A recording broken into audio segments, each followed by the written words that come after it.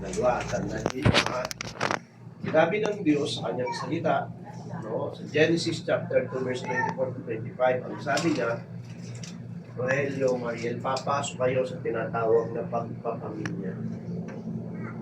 Okay?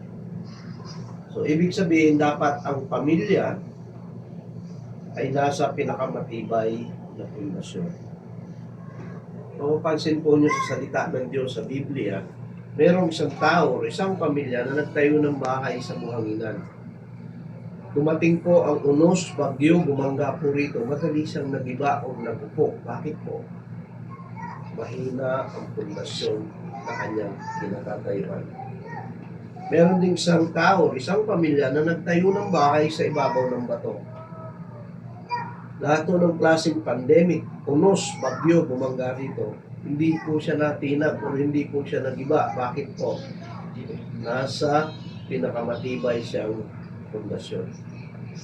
Rogelio, Mariel, ang pinakamatibay na pundasyon na dapat kinatatayuan ng isang pamilya ay walang iba kundi ang ating Panginoon. Sa po yung bato na yun na dapat na kinatatayuan ng pamilya niya. Napakainam po, nasa isang pamilya may buhay ng Diyos. Okay? Kaya nais po ng Diyos, tayo po'y laging nagpapasalamat sa Kanya. Lord, salamat na hinapaan.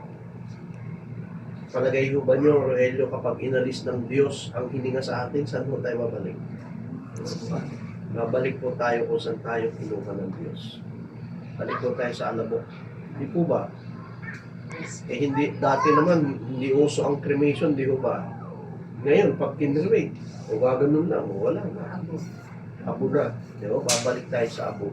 So, totoo po ito. Maiksi lang ang buhay, kaya dapat po nagpapasalamat sa Diyos. So, dapat po connected tayo sa Diyos. Okay? Sige.